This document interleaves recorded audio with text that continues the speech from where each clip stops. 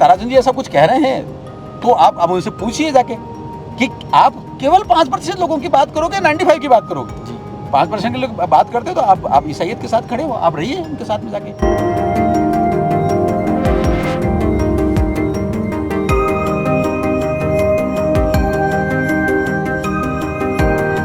लगभग 5% के आसपास धर्मांतरित हुए, वे एसटी में भी हैं और माइनॉरिटी में भी हैं।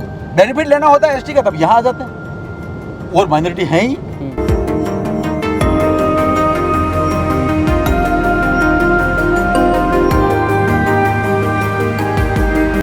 स्वीकार तो करना पड़ेगा कि ये युग मोदी जी का युग है। स्वीकार तो करना पड़ेगा कि राष्ट्र जो है वो चल पड़ा है उस रास्ते पे जो परम वैभव को खोया था उसको वापस प्राप्त करना चाहता है। तो ये सोचना तो पड़ेगा कि उसके साथ साथ ही विरासत के साथ विकास भी चाहिए।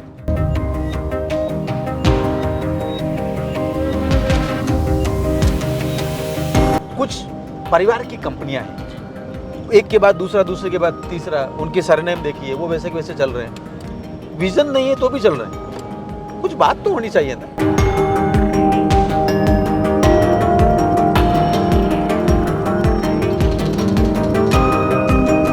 वाइटिक्स और अर्थ प्रेजेंस मन की बात मनुराव के साथ। कुछ ना कुछ तो गड़बड़ है इसमें, ऐसा लगता है। जी, ताराचंद जी मीणा ने अपने उद्बोधन में बोला डीलिस्टिंग, आपके लिए बोला कि डीलिस्टिंग आप बोला, तो डीलिस्टिंग है क्या आखिर?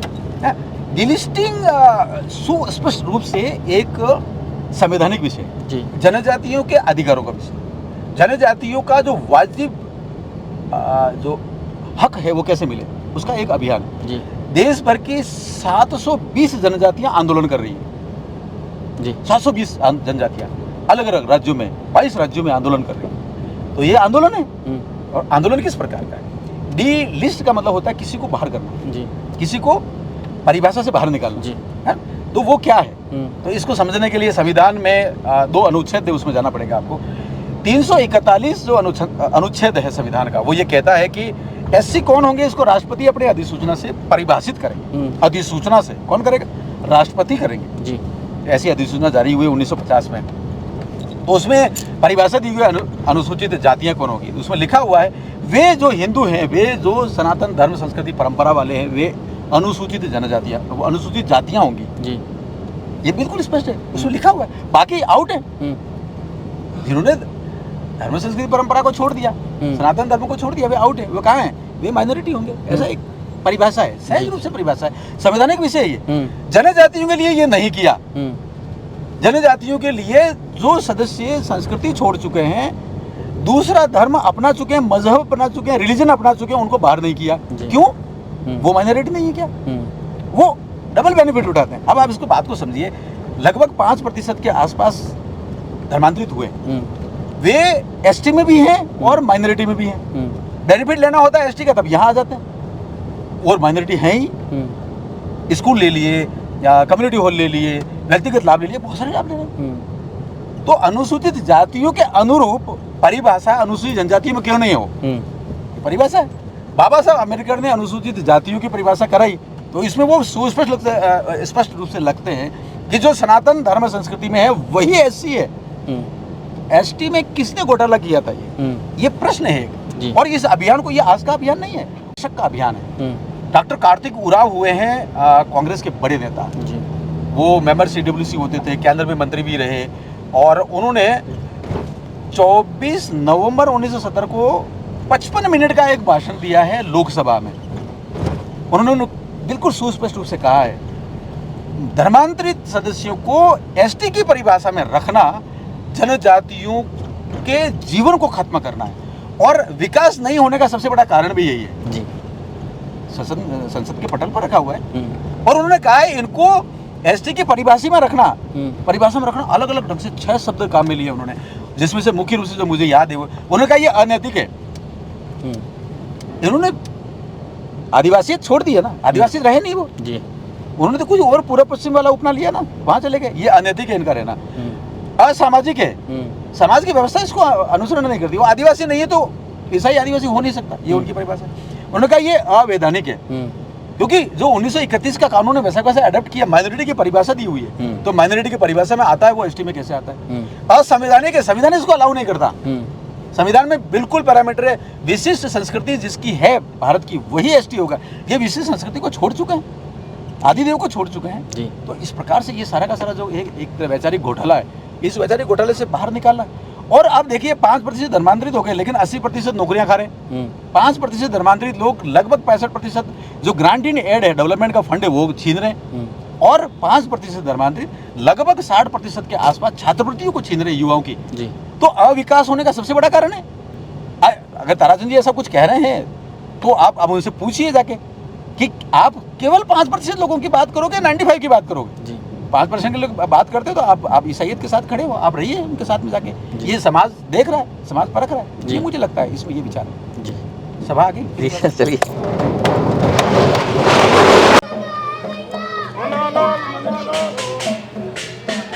भारत माता की, भारत माता की, भारत माता की।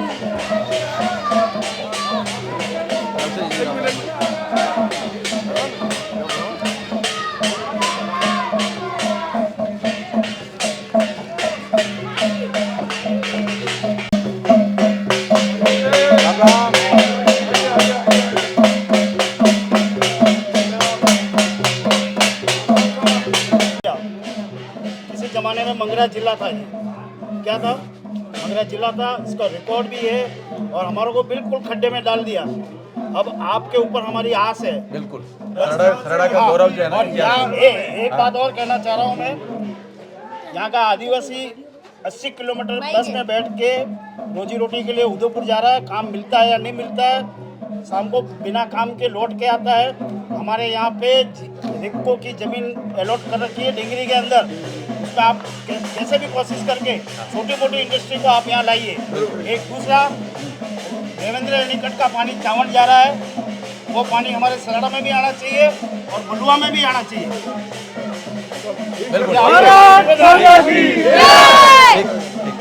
सर एक सवाल और है, आपके प्रतिद्वंदी जो हैं कांग्रेस से ताराचंद जी मीणा 2023 में वो जिला कलेक्टर रहे हैं, मिशन कोटड़ा इतना जो प्रसिद्ध किया गया, तो क्या मानते हैं कि टक्कर जोरदार वाली है या किस तरह से है? अब देखिए, मुझे ऐसा लगता है कि यशस्वी प्रधानमंत्री जी के नेतृत्व में मिशन 2047 जब चल रहा है तो मुझे लगता है बाकी सारी छोटी घटनाएं होंगी जी। ये ऐसा मुझे लगता है जी, क्योंकि पूरे देश की जितनी व्यवस्थाएं हैं और इंफ्रास्ट्रक्चर के जो इशू हैं उसको वैश्विक स्तर पर ले जाना है जी।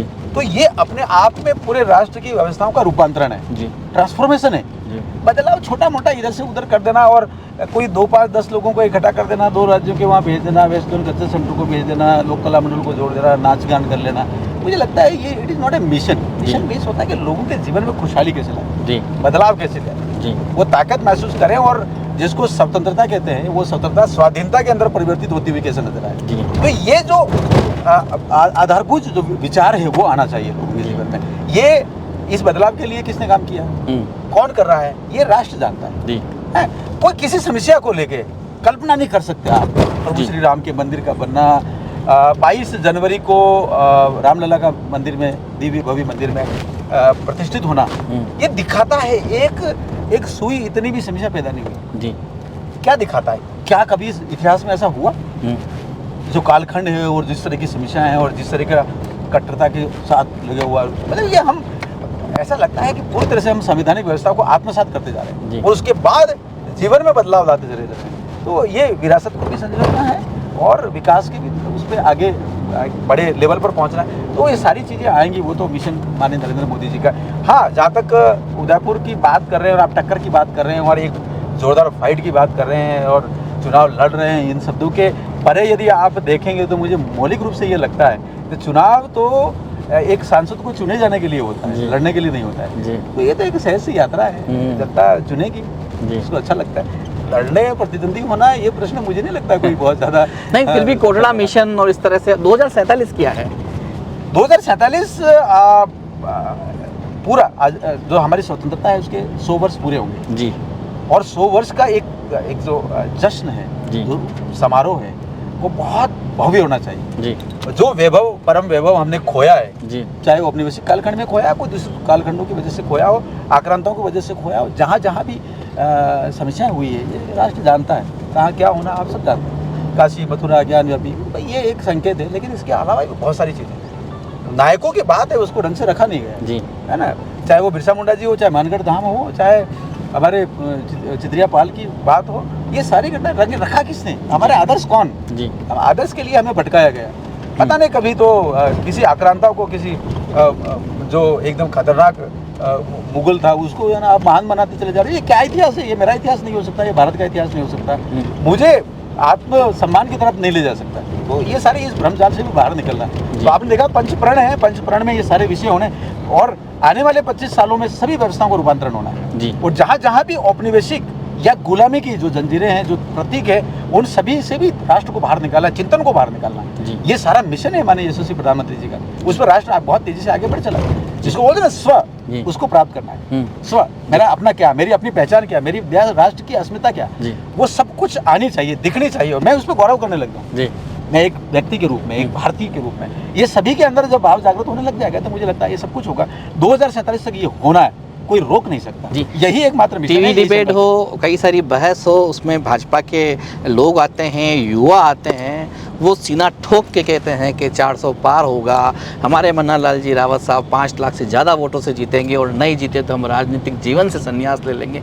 इस तरह के अभिमान को आप क्या कहेंगे? मुझे लगता है कि कार्यकर्ताओं की मेहनत है जी। कार्यकर्ता मैदान में उतर गया है, कार्यकर्ता बहुत अपना दमखम के साथ में आगे बढ़ रहा है, तो ये उनका आशीर्वाद है और पार्टी की अपनी कैलकुलेशन है कि किस तरीके से छोटे छोटे बिंदुओं पर काम करते हुए, चाहे वो जिला हो, चाहे मंडल हो, चाहे शक्ति केंद्र हो, चाहे बूथ हो, सब लेवल पर काम किया हुआ और एक एक व्यक्ति तक जाना। आपने देखा होगा कि पन्ना प्रमुख तक के विचार है, तो एक सारा चिंतन मनन के बाद ही ये भाव कहीं कहीं आया होगा। मुझे लगता है एक नए इतिहास रचने की तरफ आगे बढ़ रहे हैं, यही जोश जो है कार्यकर्ताओं को प्रेरित कर रहा है, इसीलिए वो सारा अपना बहुत आत्मविश्वास के साथ इस बात को रख रहे हैं, ऐसा लगता है। सभाएं हैं, आप लगातार दौरे कर रहे हैं, हर 40 किलोमीटर में भाषा भी बदल जाती है, तो किस तरह का समावेश करते हैं या फिर किस तरह से पब्लिक से मिलते हैं? तो प्रचार के क्या माध्यम रहते हैं आप? मोटे तौर पर हम लोग मेवाड़ में हैं जी, एक बात कह सकते हैं, लेकिन थोड़ा दरियावत की तरफ जाते हैं तो मालवी का भी थोड़ा असर आता है और खेरवड़ा की तरफ जाते हैं तो वागड़ी भी आ जाती है, थोड़ा गुजराती टच आता है और सब जगह रिश्तेदारियां हैं जी, सब जगह मित्रगण हैं, सब जगह रह के काम किया है जी, डोंगापुर में भी पोस्टिंग रहा, बांसवाड़ा भी रहा, प्रतापगढ़ के रहे, उस परिवेश से आए हैं जी, दरियावत हमारा अपना है, मेवल जिसको बोलते हैं, वो तो बिल्कुल मेरी मातृभाषा नहीं पितृभाषा है पितृभाषा। और मातृभाषा मालवी है मालवी और विवाह जो हुआ वो वागड़ में हुआ, जी, मेवाड़ में रहते हैं जी। तो पूरा सब जगह निर्भर इस बात पे करता है कि सामने कौन है, जी। उस हिसाब से बोल देते हैं जी, और मंदसौर की तरफ से यदि कोई रिश्तेदारी वाला आया तो निश्चित रूप से वो नानियों को ही कर रहे हो ना, अपने नाना के ही बामणों के ही कर रहे हो, इस टाइप का एक भाषा आती है, वो उसी फ्लो में जो है ना बातें होती है, बिना रुके बातें होती चली जाती है। वागड़ की तरफ है तो फिर अपना एक, तो हर जगह का अपना एक जो स्थानीयता का फैक्टर है वो निकल के आता है, वो जोड़ता है धरातल से, जड़ों से, और उसी में आनंद है। उस भाषा को, उस बोली का, उन शब्दों को आप किसी दूसरी भाषा में आप ट्रांसलेट नहीं कर सकते जी, वो भाव वही होगा। जैसे एक आपको शब्द बताता हूँ कि आज भाई साहब माँ यो कर रहा है ना, डाबा चुक भी गया अब इसका डाबा चुक का आप अंग्रेजी में क्या करोगे? कुछ नहीं कर सकते, डाबा चुक ही रहेगा, कंफ्यूज वो बोल सकते हैं, मतलब डाबा चुक मींस डाबा चुक ही है। सही है।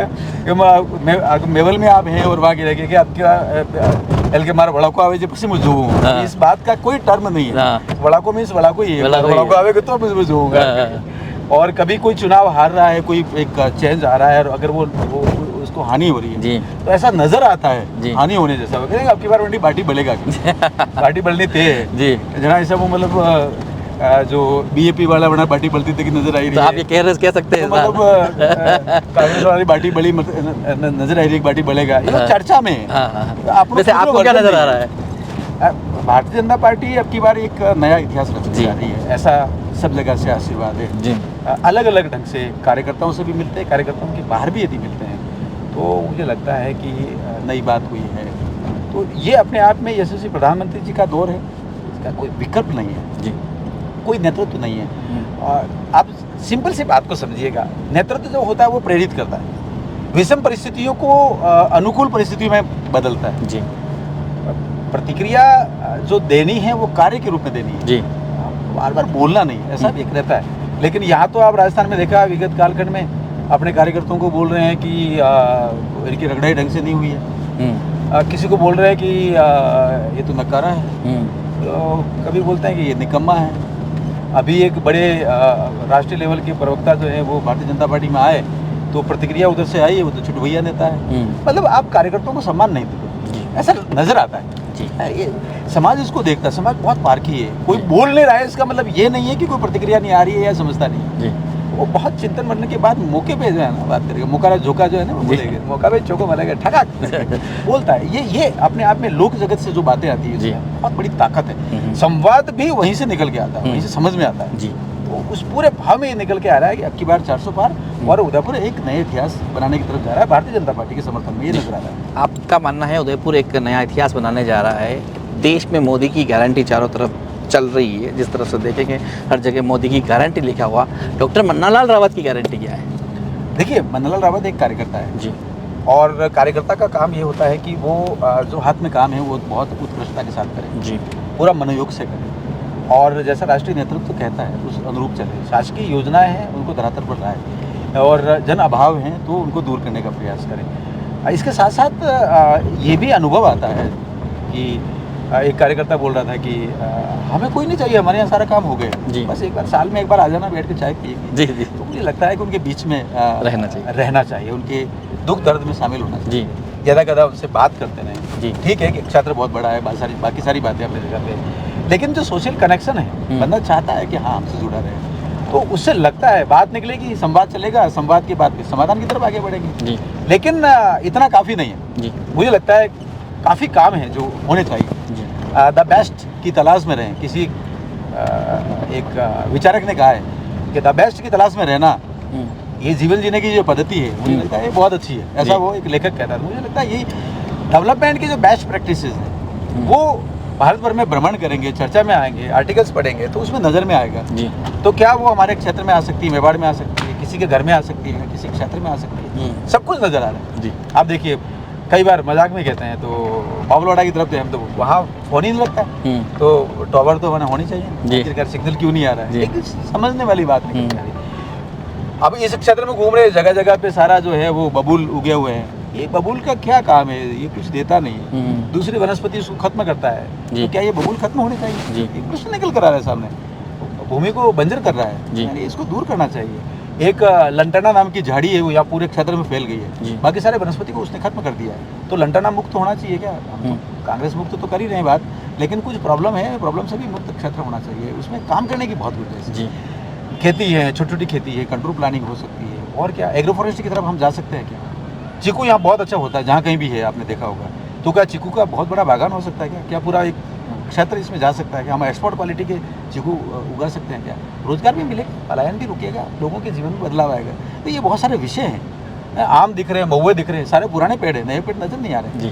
क्यों भाई? ऐसा लगता है कि कुछ ना कुछ गैप है, आगे बढ़ना चाहिए, ऐसा मुझे लगता है। तो विषय बहुत हैं, नजर आ रहे हैं, काम करेंगे तो बात चल पड़ेगी जी, है ना? सर, एक जिस तरह से बताया कि कार्यकर्ता मतलब इस तरह से उनमें जोश भरा हुआ है कि वह आपको 5 लाख प्लस वोटों से जीते ही बता रहे हैं, और खुद को जिनका राजनीतिक जीवन शुरू ही नहीं हुआ वो खुद संन्यास लेने की बात कर रहे हैं। तो आपने बताया कि जिस तरह से जोश उनमें भरा हुआ है, तो और आपकी तरफ से कार्यकर्ताओं को क्या संदेश जाना चाहिए? क्योंकि लंबा सफ़र है, लंबा लोकसभा क्षेत्र है, तमाम लोगों से मिलना संभव पूरा नहीं हो पाएगा, हालांकि आप प्रयास कर रहे हैं, उनको क्या संदेश दें?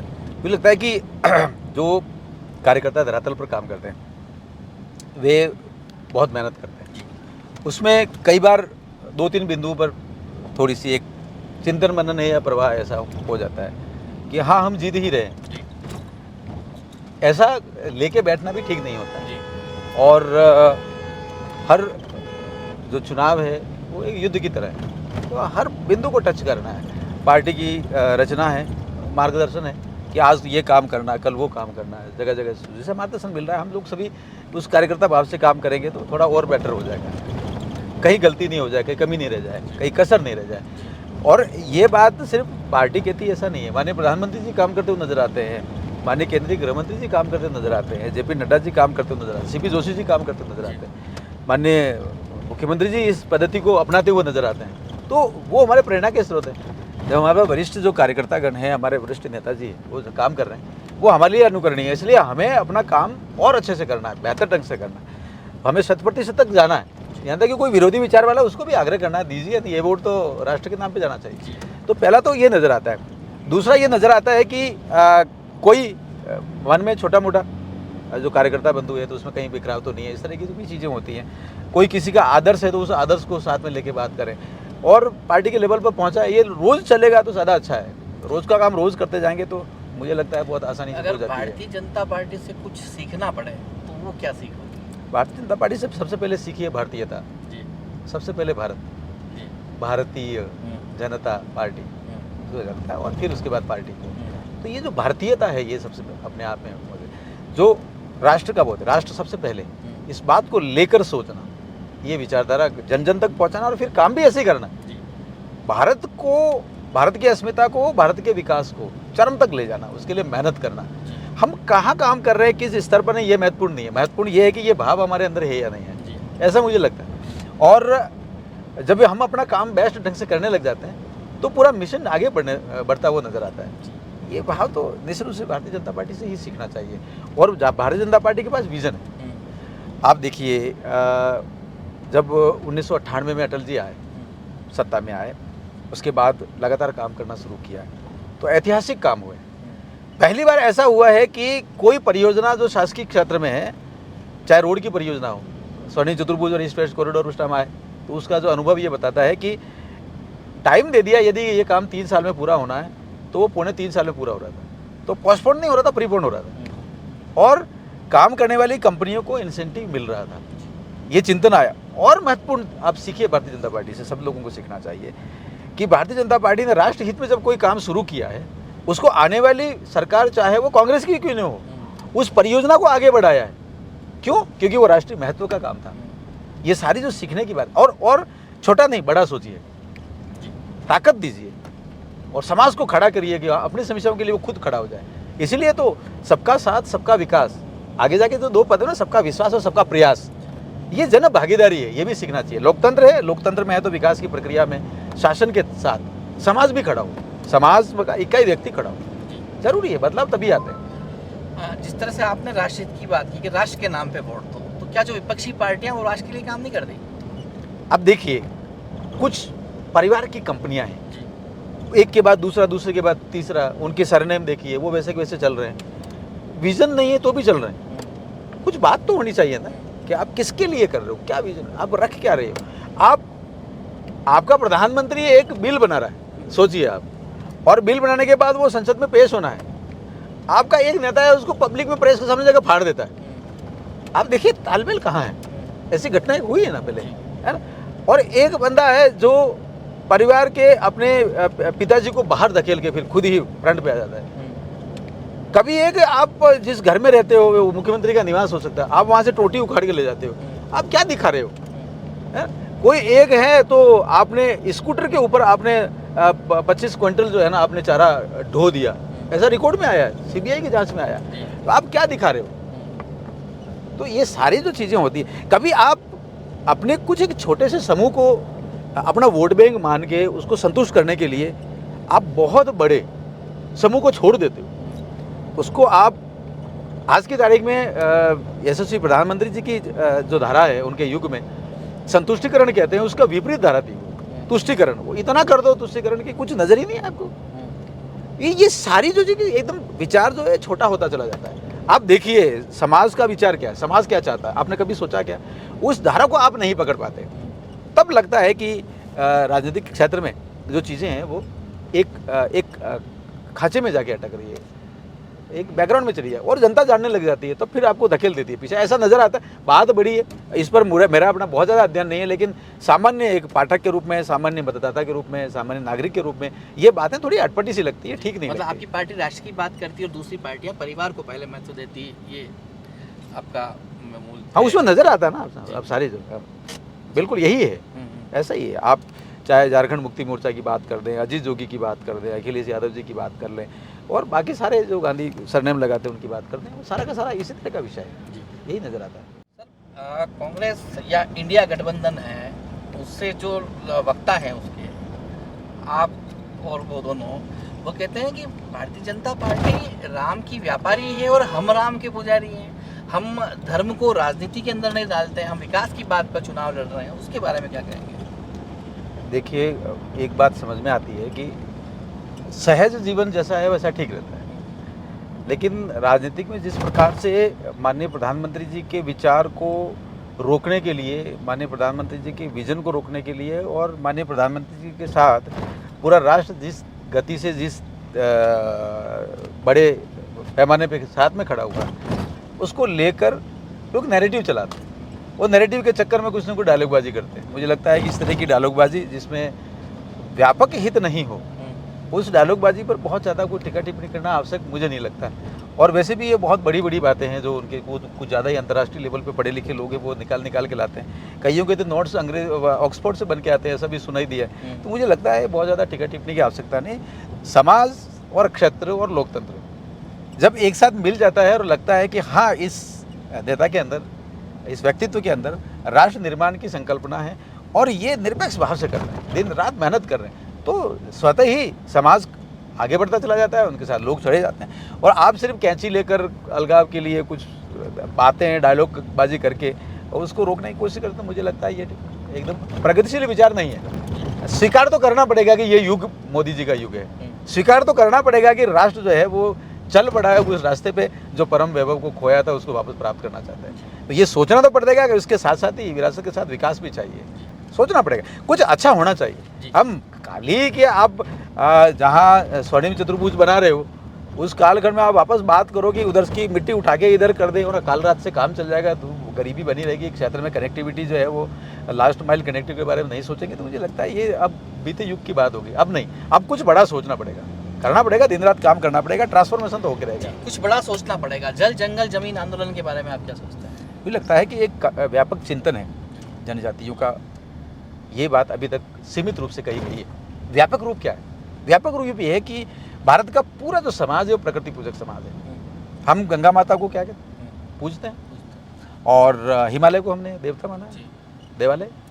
हम तो बकायदा उत्तराखंड जाते हैं तो देवभूमि पर आपका हार्दिक स्वागत के बोर्ड नजर आते हैं, सबसे पहले पूरे क्षेत्र को माना है। यहाँ धौलागर रहे तो धौलागर को भी मानते हैं। तो ये सारा जो क्षेत्र है हमारा पूरा चिंतन है समाज का, वो प्रकृति पूजक समाज का क्षेत्र है।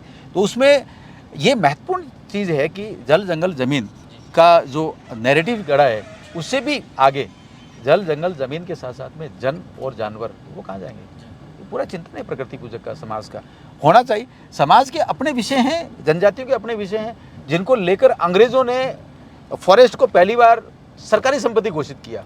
हम अंग्रेज़ों को टारगेट करना चाहिए। आप किससे लड़ रहे हो? ये अभी वाला जो समाज ये लड़ रहा है ना, ये विचार लेके चल रहे हैं, कुछ वामपंथ, कुछ अतिवादी तत्व, किससे लड़ रहे हैं? आपने कभी कहा कि अंग्रेज़ों ने ये फॉरेस्ट एक्ट क्यों बनाया था? कभी कहा आपने? और जनजातियों को क्रिमिनल ट्राइब एक्ट पारित करके उनको जन्मजात अपराधी घोषित करने की बात किसने कही थी? ये सारा जो एक डिवाइड एंड रूल वाला जो लॉ था वो है। हाँ, आज फॉरेस्ट राइट एक्ट है, वो एनफोर्स होना चाहिए, और एनफोर्स होने के लिए इंडिविजुअल पट्टे की बात हम नहीं करते, कम्युनिटी राइट की बात क्यों नहीं करते? उस पर काम क्यों नहीं हुआ? राजस्थान तो इस बात के लिए बदनाम है कि यहाँ जो क्लेम फाइल होते हैं उसका 56% क्लेम रिजेक्ट हो जाता है। रिजेक्ट क्यों हो रहे हैं? रिजेक्ट करने का पावर है किसको? आप लौटा सकते हो, रिजेक्ट नहीं कर सकते, ये सेंट्रल की गाइडलाइंस है। तो फिर ये हो कैसे रहा है? इस पर बात लीगली इस प्रोसेसर की बात क्यों नहीं हो रही है? समाज का कैपेसिटी बिल्डिंग क्यों नहीं किया जा रहा है? जो क्लेम फाइल हो रहा था वहाँ से उसको करेक्शन के लिए क्यों नहीं भेजा जाए? आप रिजेक्ट करने का तो है कहाँ पर?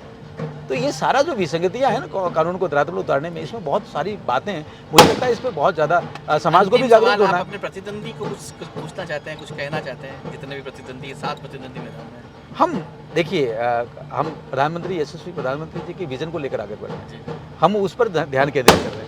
और यशस्वी प्रधानमंत्री जी का युग है, उनकी बातें हैं, उनकी उपलब्धियां हैं, उनका विजन है, उनको दिन रात हम जनता में से बात करते हैं, उनके सामने रखने जा रहे हैं। हाँ, प्रश्न जरूर है, लेकिन वो समाज की तरफ से आया है, मेरा अपना प्रश्न नहीं है। क्या प्रश्न? एक प्रश्न तो ये है कि अनुसूचित क्षेत्र में कोई नेता नहीं मिला, जो आप यहाँ से 750 किलोमीटर दूर से एक जमींदार मीणा को लेके आए, ये समाज का प्रश्न निकल कर आ रहा है। अनुसूचित क्षेत्र की जो समस्याएं हैं उसकी झगड़े की जड़ जो है ना, इस बात के लिए माना गया है कि उनको अपने राइट्स नहीं मिले, और राइट्स नहीं मिले मीन्स रिप्रेजेंटेशन नहीं मिला, नौकरियाँ नहीं मिली, संवैधानिक हक नहीं मिला। तो वो सारा जो है क्यों नहीं मिला, और उसको कौन रोक रहा था, सचिवालय में फाइलें कौन दबा रहा था, ये सब जानते हैं। तो फिर ये सारा जो नैरेटिव है उसकी तरफ गया। और दूसरा वे जो ये कहते हैं कि हम बीजेपी हैं, हम ये वो वाली पार्टी, हम जनजातियों के लिए बात करते हैं, उस दिन वो कहाँ गए थे जब द्रौपदी मुर्मू आदिवासी की एक बेटी को भारत का राष्ट्रपति बनाया जाता, उस दिन वोटिंग होनी थी और इनके 2 एमएलए थे, उनमें से एक एमएलए गोदली ओढ़ कर अपने क्षेत्र में सोया हुआ था, वो दूसरा जो है ना वोट किसी और को दे के आया। जनजातियों की राजनीतिक नहीं कर रहे हो आप, आदिवासी की राजनीतिक नहीं कर रहे हो आप, अपना कहीं से लाया हुआ एजेंडा लागू कर रहे हो और आप भ्रम फैलाते हो आपके आदिवासी के ऊपर आईपीसी लागू नहीं होती। इसके चक्कर में आपने कागरी डूंगरी कांड कर लिया। कागरी डूंगरी कांड में मिला क्या, फाइनल क्या हुआ? ना तो 1167 पद पे नौकरी मिली, बस 2 किशोरमय बालक पुलिस के गोली के शिकार हो गए, एसपी की गाड़ी जला दी, पूरे क्षेत्र को बदनाम कर दिया और अविश्वास का कायम कर दिया। आज की तारीख में कोई विश्वास नहीं करता। ये क्यों चला है? युवाओं को अपराध जगत में किसने धकेला? ये चिंतन किसका है? आदिवासी हिंदू नहीं, ये कहने की क्या जरूरत है? एक बार कह के देख लें, आदिवासी ईसाई नहीं बोल के देखना, तब बात करेंगे। ये धर्म की राजनीति करने की आवश्यकता नहीं है। सबका साथ, सबका विकास, सबका विश्वास और सबका विश्वास, यही एकमात्र है जो चलेगा। इस बात को जरूर याद है। वोटर से अपील है कि लोकतंत्र का महापर्व है, भाग ले और जिसने अच्छा काम किया है वो हमारे सामने है। यशस्वी प्रधानमंत्री जी ने बहुत काम किया है और उन पर विश्वास करना है। पूरा राष्ट्र विश्वास कर रहा है तो हम सब करें, हम उनके साथ चलें, जो राम को लाए उनको हम लाएं। ऐसा नमस्कार, प्रणाम। उदयपुर लोकसभा के भारतीय जनता पार्टी के प्रत्याशी डॉक्टर मन्नालाल रावत से हमने वे तमाम सवाल पूछे जो जनता के जहन में थे, जो मतदाता के जहन में थे। 8 प्रत्याशी मैदान में हैं और उदयपुर न्यूज़ की मुहिम है कि ज़्यादा से ज़्यादा मतदान हो। डॉक्टर मन्नालाल रावत ने अंतिम समय में ये कहा कि जो राम को लाए हैं हम उनको लाएंगे। पूरी भारतीय जनता पार्टी अभी इसी नाम से वोट मांग रही है, जनता को लुभाने का प्रयास कर रही है, लेकिन सोचना समझना आपको है। उदयपुर संसदीय क्षेत्र में 8 प्रत्याशी हैं, आप किसे भी चुनें, लेकिन चुने जरूर। 26 अप्रैल को अपने घर से बाहर निकलें और देश की सरकार के लिए अपने मताधिकार का प्रयोग करें।